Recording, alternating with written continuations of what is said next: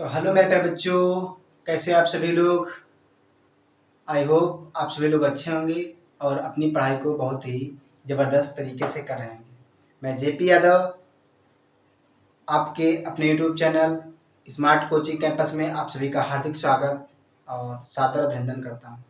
तो मेरे प्यारे बच्चों, जैसा कि हमने पहली क्लास जो है ली थी उसमें आप सभी को इंट्रोडक्शन दिया था कि मैथ्स जो है किस हिसाब से हमारे एग्ज़ाम में आने वाली है, कौन सा पोर्शन कितने नंबर का रहने वाला है, इस जो है सभी चीज़ों की जानकारी हम आपको पिछली क्लास में दे चुके हैं।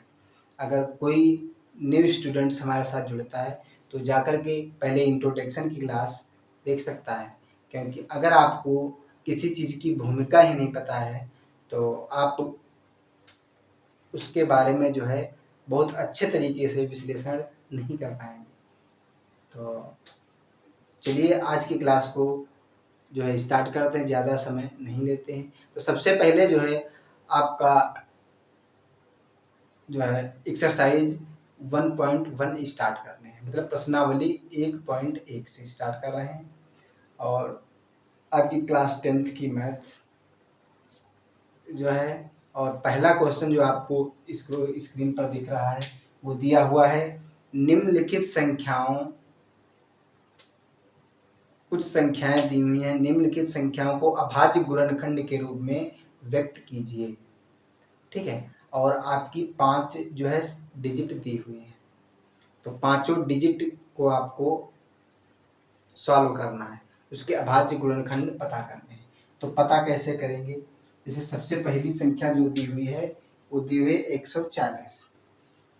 कितनी दी हुई है, सबसे पहली संख्या जैसे दी हुई है 140। अब हम लोग यहीं पर सॉल्व करते हैं। जैसे पहली संख्या आपकी दी हुई है 140, ठीक है। अगर इसको हम लोग सॉल्व करेंगे तो देखिए कैसे सॉल्व करते हैं। आपने 5th 6th 7th 8th में, मतलब 5 6 7 8 पिछली क्लासों में देखा होगा कि हम जो है गुणनखंड इसके करते थे देसी विधि से। तो आपको कुछ नहीं करना है, आप अपनी देसी विधि से इसका गुणनखंड करिए जैसे पहले करते। तो सबसे पहले हम देखते हैं कि संख्या 2 से डिवाइड हो रही है या नहीं हो रही है। अगर नहीं हो रही है तो 3 से डिवाइड करके देखते हैं, अगर 3 से भी नहीं होती है तो 4 से देखते हैं, 4 से भी नहीं होती है तो 5 से देखते हैं। ठीक है, कंटिन्यू देखते रहते हैं। तो ये संख्या 2 से हमें लगता है डिवाइड हो जाएगी। 2 सत्ते 14, 70 आया, फिर 70 भी 2 से कट गया, 2 3 6, 2 पंचे। अब 35 जो है वो 2 से नहीं डिवाइड होगा। ये जो 35 आ रहा है ये हमारा 2 से डिवाइड नहीं होगा।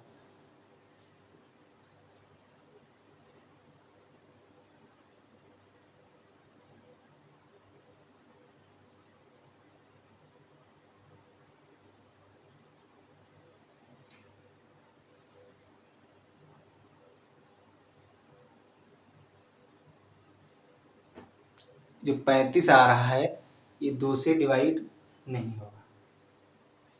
तो इसको हम लोग डिवाइड करते हैं, सबसे पहले किससे डिवाइड करते हैं, 5 से डिवाइड करके देखते हैं। 5 सत्ते 35, पूरा जो है कट गया, 7 एकम 7। ठीक है, इस टाइप से हम लोग जो है इसको गुणनखंड कर लेते हैं। फिर आगे हमको क्या करना है, कुछ नहीं करना होता है मेरे भाई। 2 की पावर कितनी चढ़ानी, जितनी बार 2 हो। 2 की पावर कितनी बार 2 है। 5 की पावर कितनी है, 1 है, इंटू 7 की पावर कितनी है, 1 है। बस यही करना होता है, कुछ भी नहीं करना होता है। ठीक है, संख्या को देशी विधि से गुणनखंड करिए, फिर उसकी पावर कितनी है, कौन सी संख्या कितनी बार है, कितनी टर्म मतलब कितनी बार दी हुई है, उतनी बार आपको लिखना है। अगर हम दूसरे क्वेश्चन की बात करें, दूसरा क्वेश्चन दिया हुआ है आपका 156 एक संख्या दी, फिर इसको हम आप जो है देसी विधि से गुणनखंड करते हैं। 2 सत्ते 14, 2 अट्ठे 16। ठीक है, फिर 2 से देखते हैं काट के, 2 तियां 6, 2 नवा 18। ठीक है, अब ये 3 से कट जाएगी, 3 एकम 3 13 39, 13 एकम जाए। क्या करना है, 2 की पावर 2 चढ़ा देनी है, 3 की पावर 1 और 13 की पावर 1 कर देनी। तो यहाँ तक आप सभी को बात जो है क्लियर समझ में आई होगी। ठीक है, बस छोटे छोटे, बहुत छोटे छोटे से क्वेश्चन हैं। इस टाइप से आप हर एक क्वेश्चन को कर सकते हैं, आपको कोई दिक्कत समस्या नहीं होगी। सबसे पहले क्या करना है, आपको गुणनखंड कर लेना है देसी विधि से, फिर आपको उसकी पावर कितनी आती है उसको उस हिसाब से आप लिख दीजिए। समझ रहे हो बात। अब देखते हैं अगला क्वेश्चन, देखते हैं अगला क्वेश्चन हमारा क्या रहने वाला है।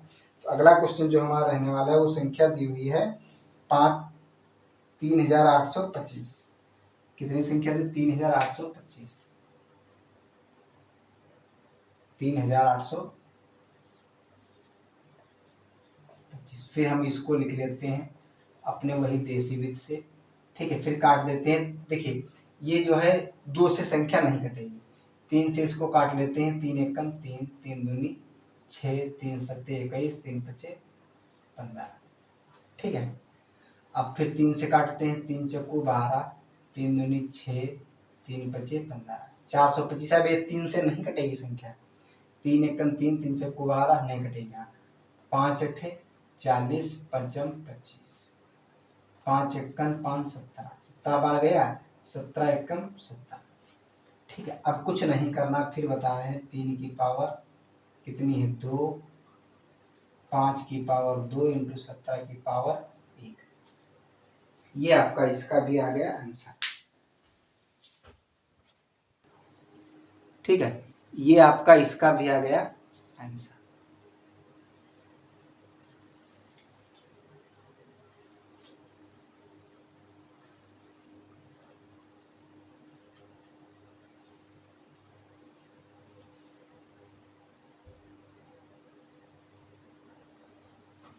अगर हम आगे के क्वेश्चनों की बात करें तो आगे का क्वेश्चन आपका दिया हुआ है 5005,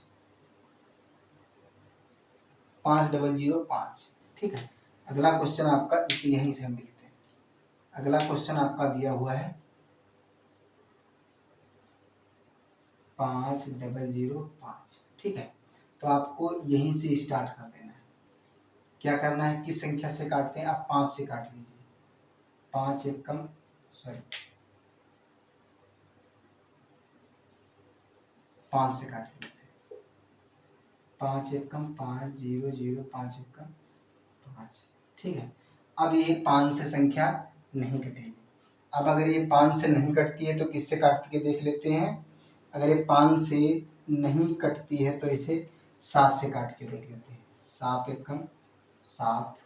ठीक है, 3 आया, 7 चौक 28, 7 तिया 21। ठीक है, 143 अब कटेगी 11 से, 13 आएगा, 13 को काट लेते हैं एकम से। समझ रहे हो बात मेरी।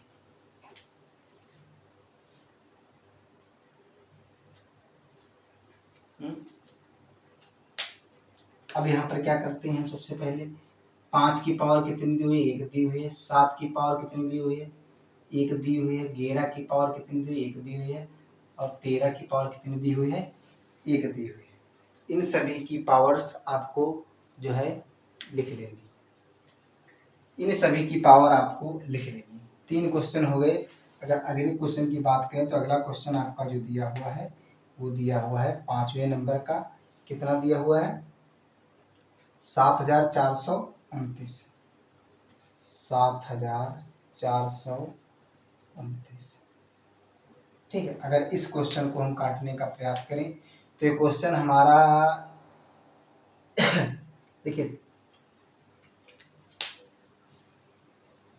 3 से काटने का मतलब ये होता है, समझिए आप।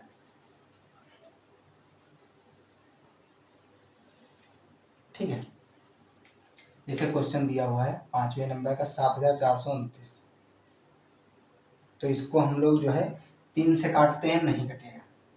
ठीक है, तो हमको इसको जो है डायरेक्टली देखते हैं 17 से। 11 से भी नहीं कटेगा, 11 नहीं कटेगा। 17 से हम लोग इसको देख लेते हैं। 17 से देख ले, 17 चक्कू 68 हो गया, 68। अब 6 आया, 17 तियाँ, 17 तियाँ क्या, इसे देख लेते हैं भाई। 17 चक्कू 68, अगर 74 से हम माइनस करेंगे तो 74 से 68 गया, 6 बचा। फिर 62 आएगा, 62 को 17 तियाँ 51, 62 से 51 जाएगा तो बचेगा 62 माइनस 51,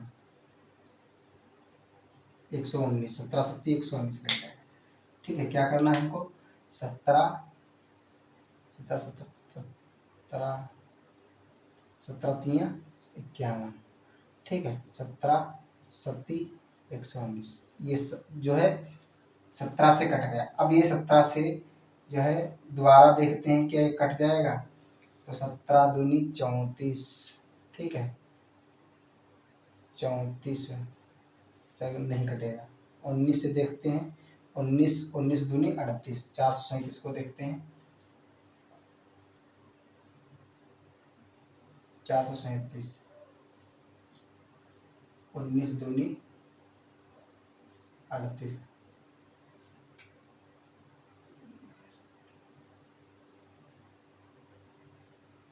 43 है, 43 है, 5, हाँ, 19 दूनी 38, 19 तियाँ 57।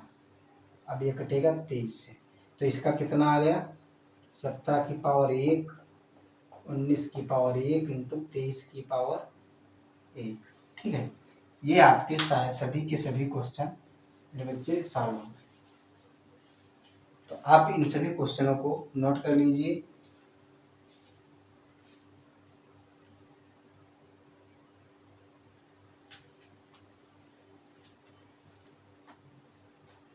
तो इस टाइप से आपके क्वेश्चन होते हैं। बहुत ही आसान तरीका है भाज्य गुणनखंड का, जिस हिसाब से आपको हमने बताया। ठीक है, इसी हिसाब से अगर आप करते रहेंगे तो आपके जो है ये क्वेश्चन कभी गलत नहीं होंगे। अब जैसे हमने 5 क्वेश्चन आपको बताया, समझ रहे बात। अब आप अपने तरफ से खुद कुछ क्वेश्चन बनाइए और उनको क्वेश्चन सॉल्व करिए।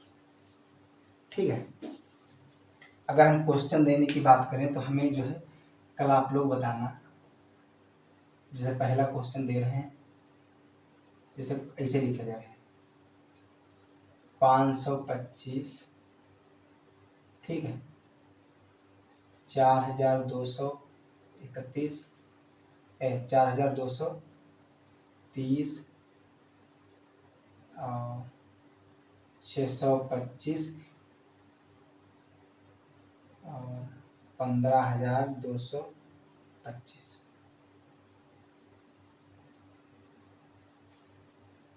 ठीक है, चलिए ये संख्या, इतनी संख्या हो गई। इन संख्याओं को आप कल हमें सॉल्व करके बताएंगे कि किस हिसाब से आपके ये क्वेश्चन सॉल्व होंगे। तो मैं उम्मीद करता हूँ कि आप सभी लोग इन क्वेश्चनों को जो है कल जरूर सॉल्व करेंगे। ये आपका हो गया SW, ठीक है, ये आपका क्या हो गया, ये आपका हो गया